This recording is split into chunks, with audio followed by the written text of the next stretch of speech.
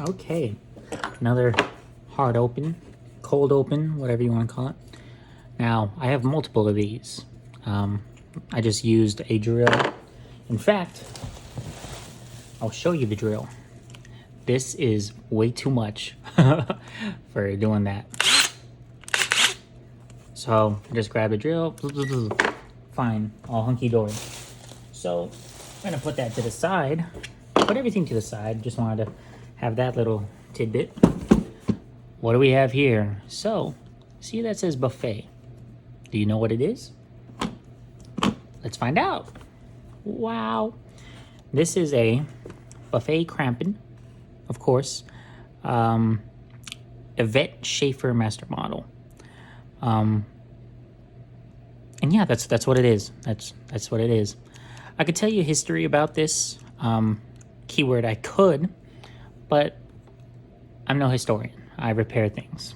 But this looks very nice. Obviously, you can tell there's a tinge of green and all that. That's fine.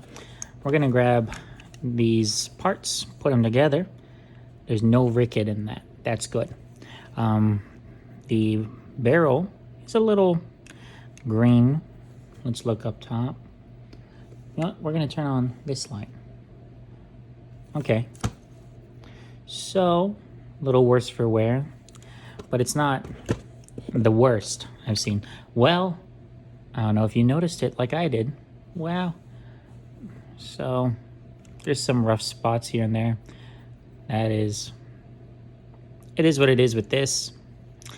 I want to preface, a lot of the stuff that you see, I have the abilities to fix, don't have the facilities to fix. Now, I know I said before that if you need something, buy something, but if you need a lot of things and you can't, and you want to buy a lot of things, you know, buy what you can. So let me show y'all what I bought after I show you this. So, wow, that's a good tenon cork. Lied. So I can fix this for the sake of taking it apart, for leaving it as is. I will. The way that I would fix this, I don't have the plugs. Like I said, I can fix this. Unfortunately, I don't have the stuff to fix this.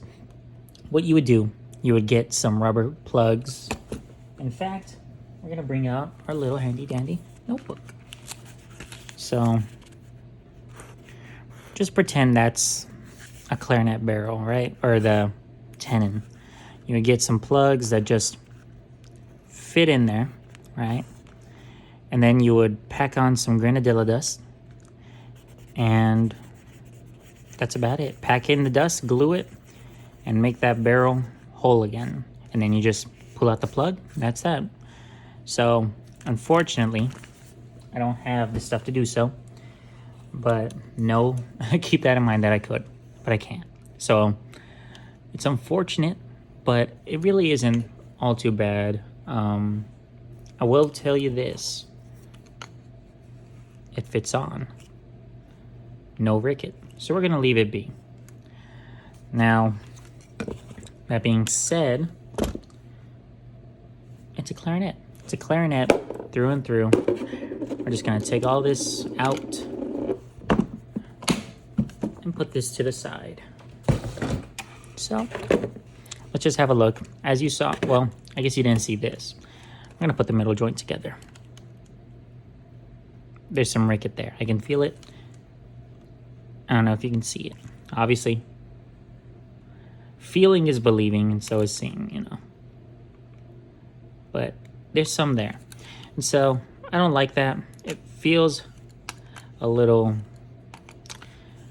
loose. So, we're just going to replace that tenon. So far, we have this middle tenon. And now that it's all together, let's feel around. A lot of these springs are loose. I will say that.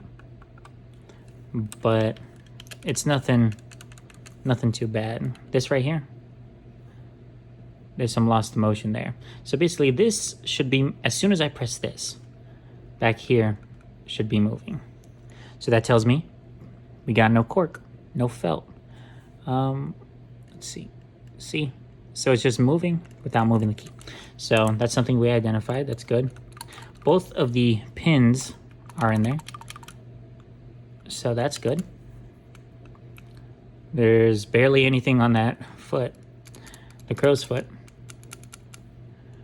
But, oh, look at that. Pad bugs. That little, looks like someone took some bites out of it. That's because someone did. Pad bugs. Main culprit. And 9 times out of 10, when you look down the barrel, or the clarinet, you're not going to see because the light doesn't go in.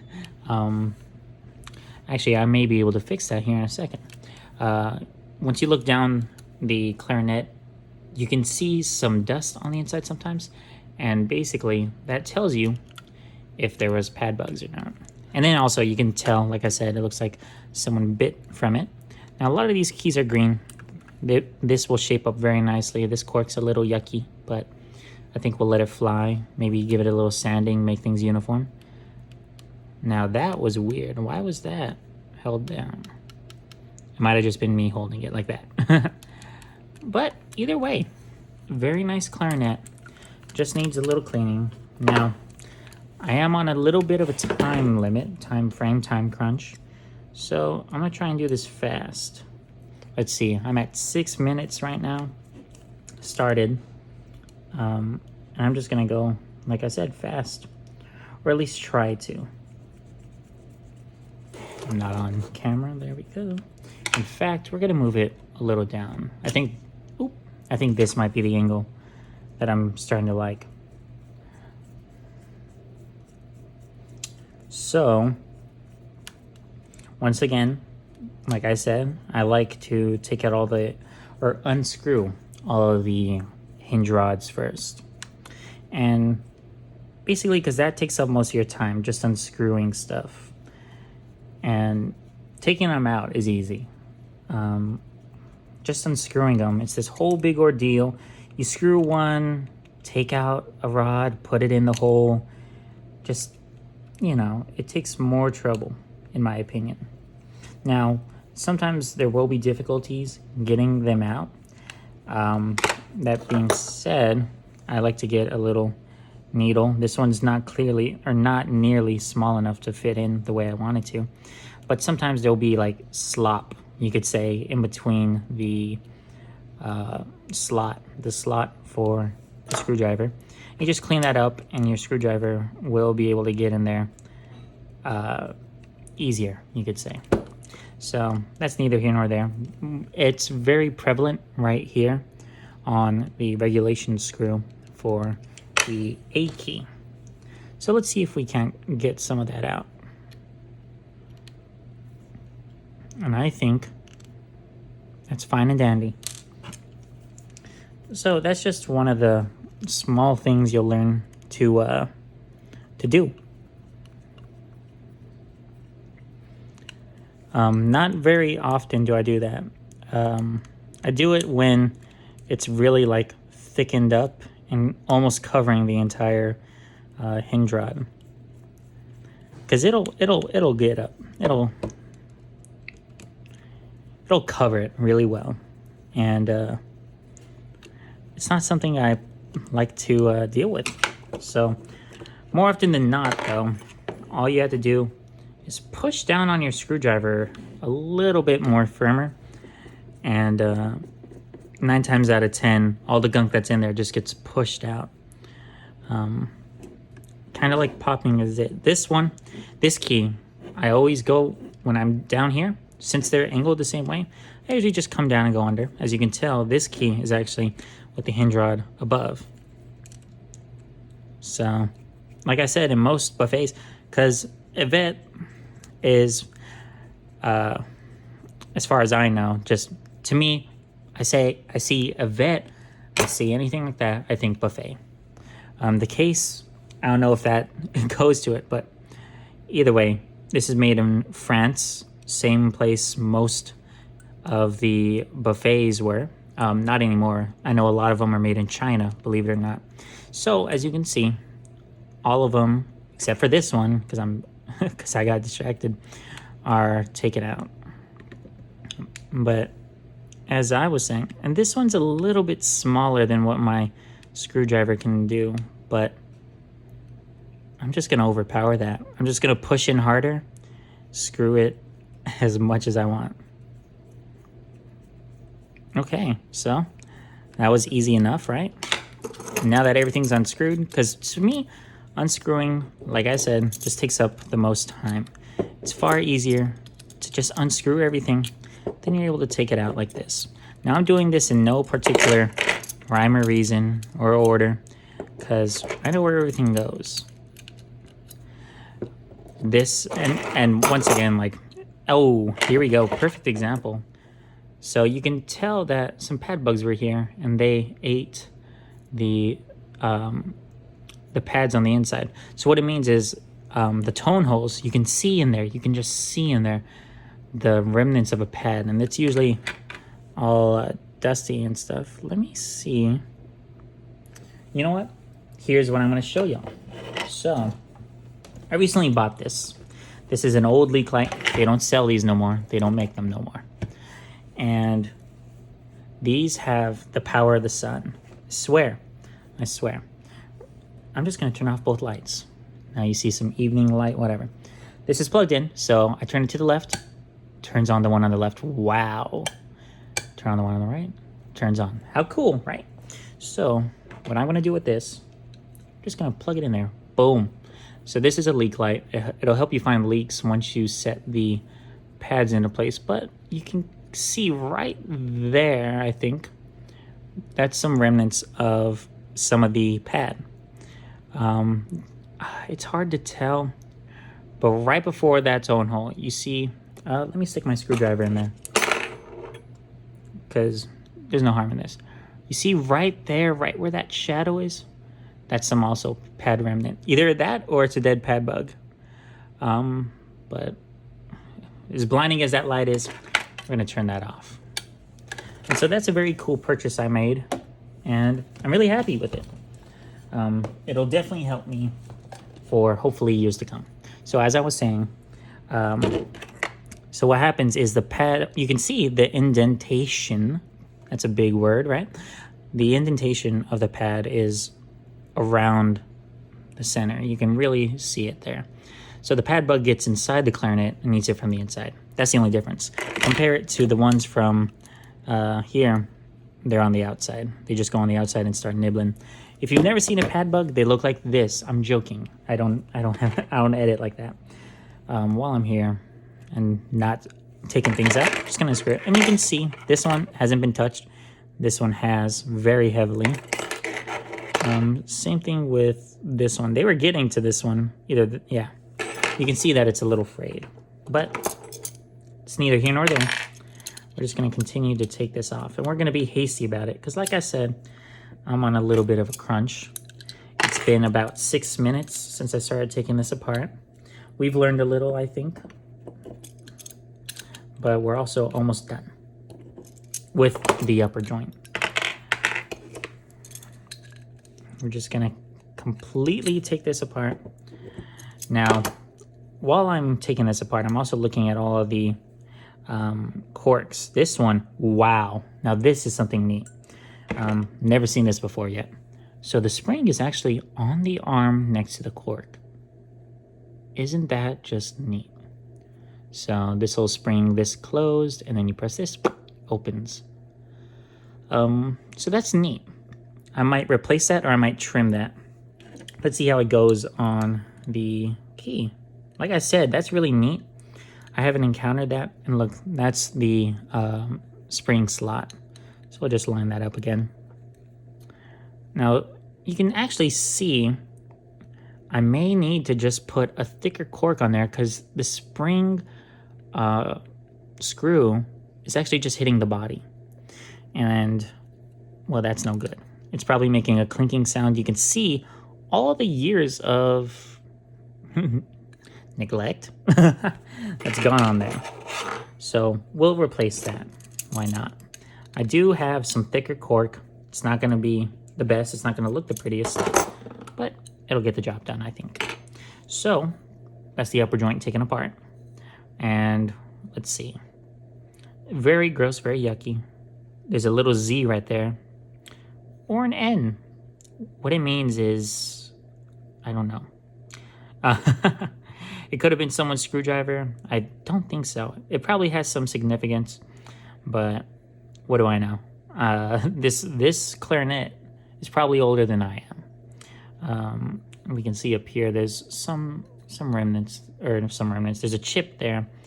I can do some good chip work, but I was instructed to just do what is necessary, and what's going to be fastest.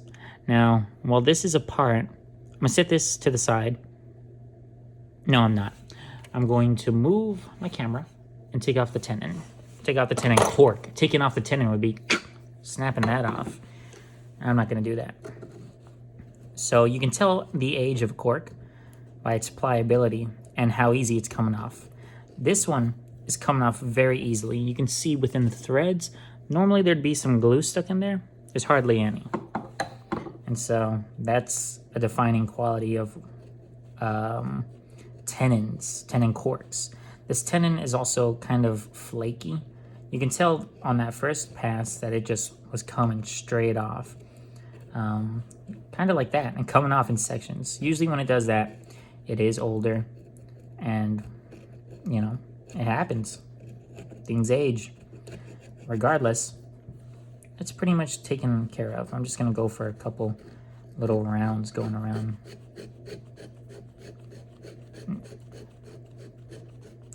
Now there are threads on the clarinet. I don't want to shave those off. So I'm being very light in order to only take off the cork. So I wasn't going too heavy there. It looks pretty nice. Okay, so we'll put that to the side. One cork, one tenon cork, and that's always good. If you have to do 3 and repad everything, because like I said, I use a certain type of pads.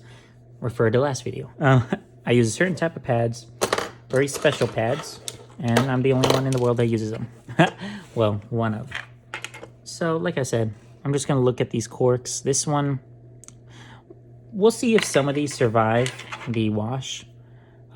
There's nothing on there. There's barely anything on there, but there's borderline nothing on there. So like I said, I just get a razor, I'll scrape it off. I'll scrape it off now so that once it goes through my bath, not my actual bath, but my chemical bath, it'll just be cleaner for the new cork to arrive. Boom. More or less, that is clean, all things considered. That is a piece of old foam or rubber. Now, it's just hard. I'm just going to take it off.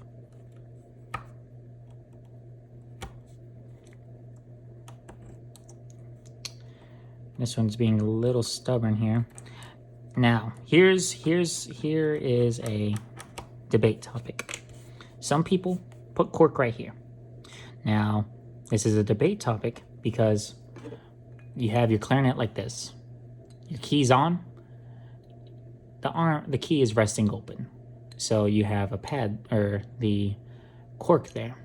Now, when you're playing, that cork is never going to touch the clarinet because these two are together, and the biscuit, 3-ring biscuit, will stop it from ever touching the body. So it shouldn't ever touch the body. So in theory, you don't need this. I'm going to leave that one on just because it's already on. It is older, but we'll see what happens with that. Like I said, if it survives the wash, it survives the wash. All right. We're going to move on to the lower joint. We're going to try and move the smallest bit faster.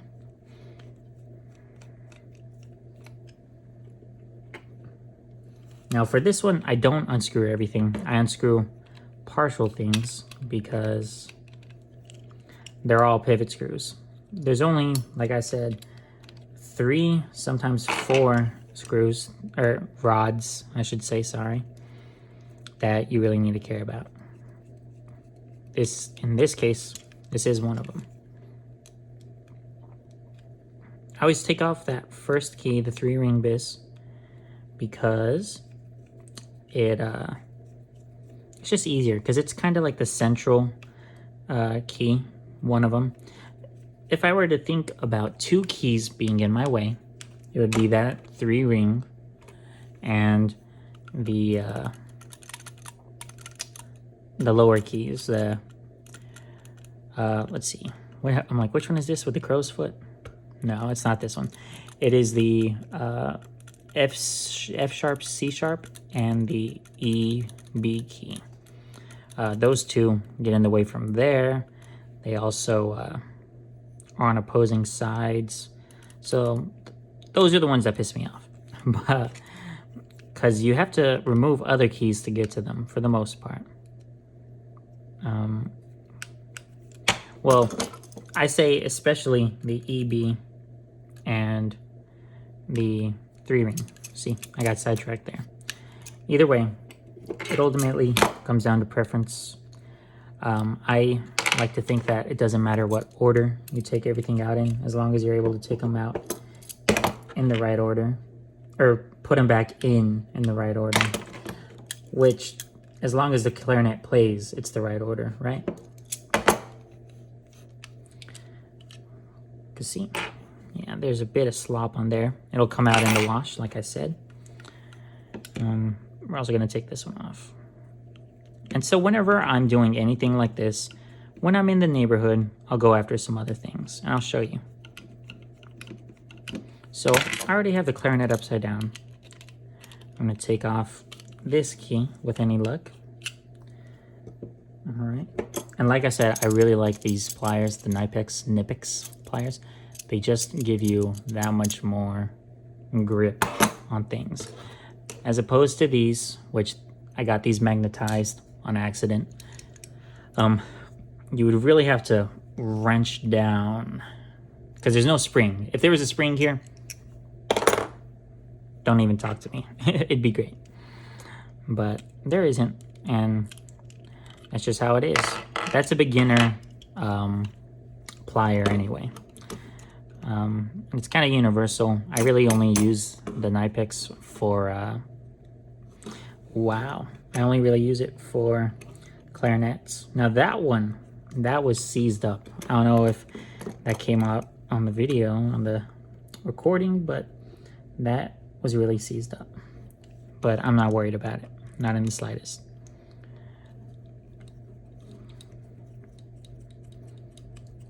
All right. Like I said, when I'm in the neighborhood, I'll go after these other keys. Anything that I can get while not having to shift my screwdriver, I go after. Reason B is, I don't know, it's simple. It's simple for me to do. It's, now, I can get to this one on this, so I'm going to. Now that everything's kind of out of whack, I can hold that key down and it'll be fine. You just have to be careful when you're doing it. Like I said, you could scratch that. And these, as ugly as they are at the moment, they will shape up to be very nice. Okay. You want to be careful that this key gets bent more often than not. Not that you bend it or whatever, but more times than not, I find it being bent. I'm just going to take it off. And I'll show you what I was talking about last episode. So if you don't get these keys off, you just have to play around with it. You have to do something like that. That's not always good. Because that one was easy because I already took off the bottom screws. But if you don't, you're going to end up scratching the body with the back end of that foot. Let's see.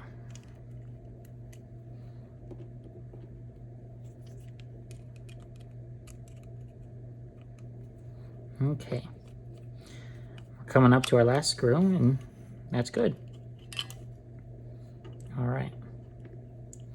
So, that's that clarinet disassembled. Very green, this lower piece. And I'll always check to see if that'll shift on everything. See if the rings shift.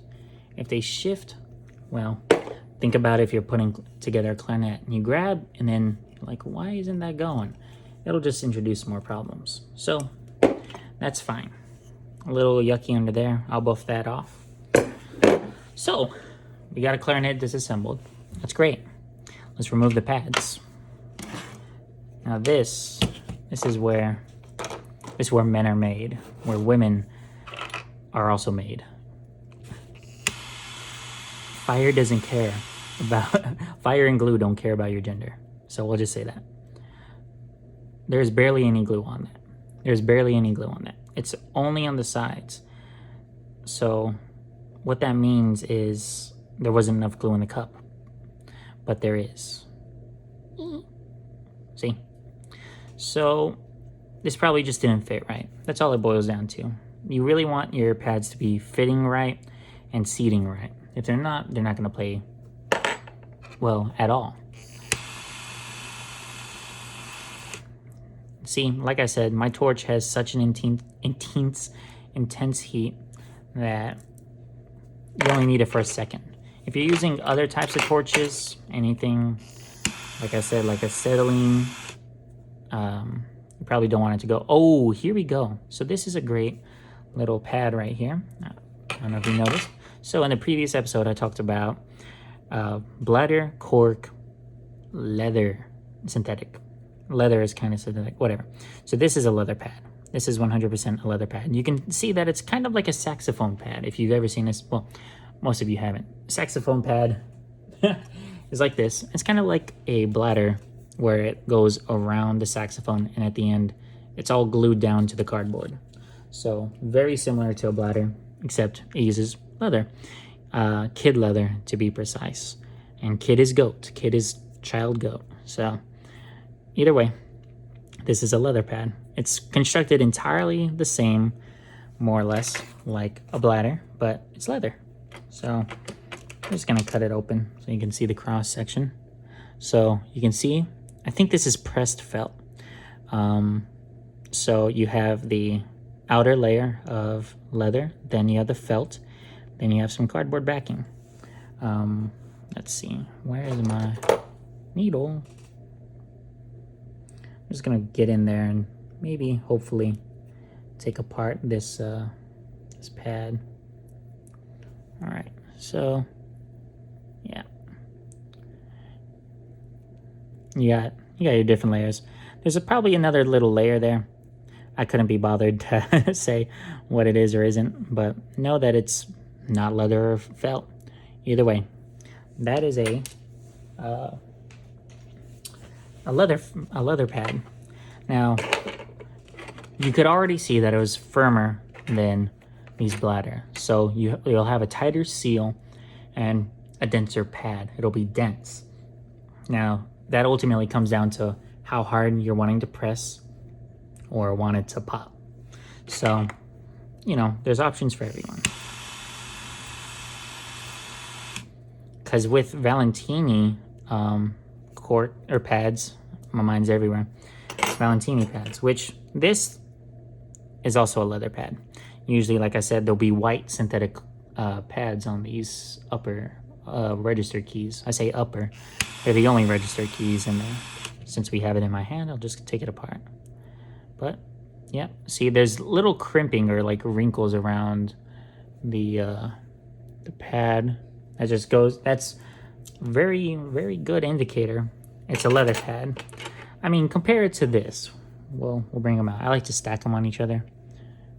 It's night and day. Night and day, leather, and bladder. So I'm just taking these all off. They're all coming off. And let me see if this comes on the video, if you can tell.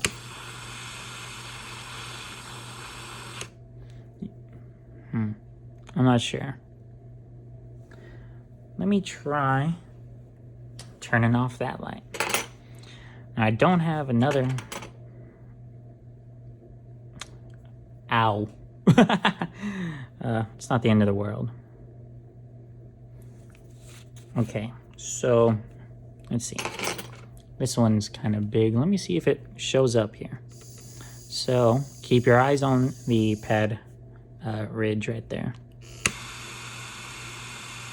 I hope that came through because I was paying attention. So what usually happens is it'll kind of have a little clear, like a layer just And that's usually a sign that it's ready to, you know what? We're gonna zoom in for the first time ever. Okay. Let's have a look here. And it's very dangerous to hold it like this, so just to please everyone. Oh, right there. You see that? Right there. That means that it's ready to come out. So, pad is out. That's what I use at the very least with this torch. Seeing that means get it out. We're gonna do it again. Hopefully, remember, keep your eye right here.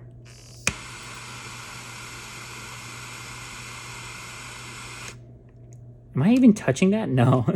It's very difficult to gauge. We're gonna do it again. So I bring it up. Now see, I had that on for too long because I couldn't see. But you can see right there. It's a little brown now, but with some buffing, that'll just come right off because that's just burnt carbon, you could say. So let's do it one more time. I'm kind of interested in this now. We'll see if the fog appears. This one might be a very good example. I keep fucking up. All right, I'm a gambling man and a betting man, so we're gonna do it one more time. Okay, see, right there. I know for a fact, 100%, that it came off. Now that one was hard. I did not really wait because I didn't want to burn another key. Like I said, it's not gonna be of any consequence, but it's just something to keep your eye out for. So as I continue, I'm gonna zoom back out. We got 2 or 3 keys left, or 4, because apparently I don't know how to count. But you just want to be mindful of the flame. You can see how easy it is to ruin something. Well, I didn't ruin anything. Let's get that straight. But I did, I could have made it so that it wasn't. Let's say you're doing just a replacement pad and you burn that, you'll have to buff it too. And why do that when you could have just controlled your heat and not turn the key that color, And so it's just one of those things. Just be mindful of what you're doing. More often than not, even if it's in like a semi-solid state, you should be able to just rip that pad out. So like literally brute force it, because you're not saving the pad. You're not saving. Only I've heard of a story. Now I've read about this. I've heard where there was this guy that would go to music shops, the dumpsters of music shops, go into their trash, find used pads, because not everyone does what I do and stacks them. They'll just place them on their bench anvil and the guy just toss them in the trash. I heard, like I said, it's a story where someone would steal used pads and use them as their own. I forget the guy's name. I'm not gonna out him because I don't know his name, and also why would I don't care. But that is something I've heard. So where was I going with that? Some guy somewhere did something like that, okay? And so like, oh yeah, that's where I was going. So you're not saving these pads. You don't got to worry about, ruining them, because they're not going to be reused. You're not going to put them back in. If you put them back in, that's a little weird. So unfortunately, I just threw them all away. Let me see if I can grab one out. So if you're going to reuse a pad, which you're not going to, that's a bad example. You see how there's already an indentation on that pad? That means that pad will only work like that. So it's basically one-time use. You could think of it like that. You're never going to be able to put that pad on a different pad and have it seat properly. It's already gone, that seat. That seat's not coming out. So, like I said, you will not reuse pads. I forbid it. And yeah. So these keys, I don't really care for these kind of crow's foots, because you see some people do one side. I have a different kind of operation to do it. It's a little stupid, but it works for me. And let's see.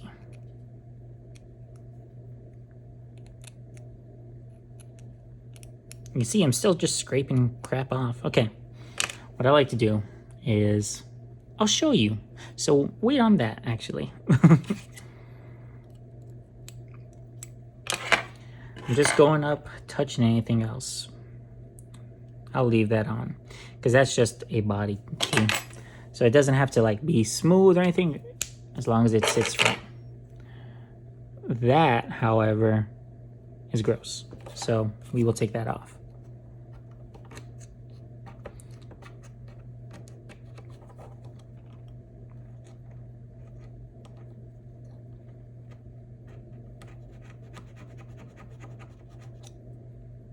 Okay. So, like I said, it's fine. This one, the pad was already gone. Or the cork was already gone, the key cork. But I'm just going to give it a little bit of a little touch up here. By touch up, I mean scrape it a little. And remember, if you scrape this, it's fine. Because the glue will just stick on more. So it's fine. As long as you're not scraping on the back of that or on the sides. Right there, that's fine. You can kind of see someone's already been scraping at it. Totally wasn't me. But it'll just help the glue to adhere better. So just taking a final check. That might be fine. And worst come worst, some of these won't even survive the chem wash. This, I can see silver there. You can probably see. I'm just going to take it off. When in doubt, take it off. Boom, I told you and I knew it. Does Jeremiah lie? I don't think so.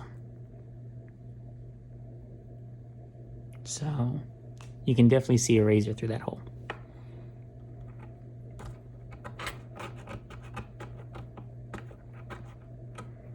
All right. So yeah, and basically with that key at the very least, let's think about that. With that key, this key, with there being a hole there, this key goes on this one, goes here. So it would just be metal on metal and it'd wear down the key, and long term, it's just not good. It's just not good long term. So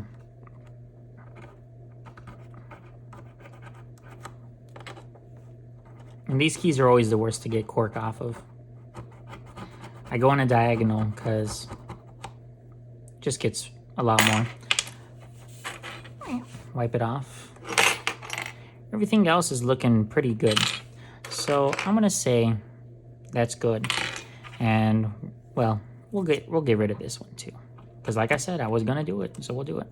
So you can see a lot more clearly here that the key, the touch piece, and the screw is pretty close there. So this has to be big enough to just cover over all that.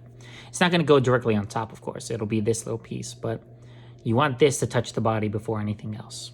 So hopefully I have a thick enough cork, which is not going to be that hard since this is pretty thin. So that'll be very good.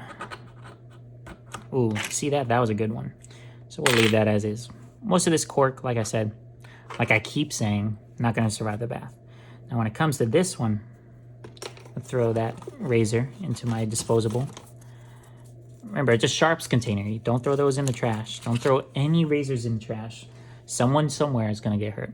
So I'm just going to, like I've done before, give it a little once over.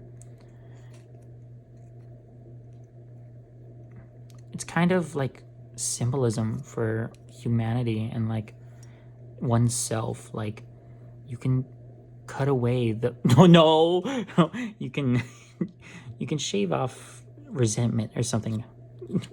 That was almost bad.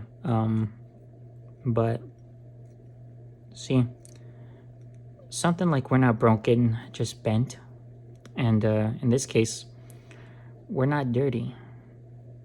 Well, I don't know, under a layer or something. I don't know, your inner self or something, whatever, it doesn't matter, never mind, forget what I was saying. Looks better than it did before. I'll say. Obviously, like I said, not pretty, not perfect, but I don't have any cork that big, so we'll make do. We'll make do with what we got. So that'll be it for this part, because it's dragging, very dragging. Goodness. Just wanted to talk y'all through this one, and we'll see what comes up in the next one.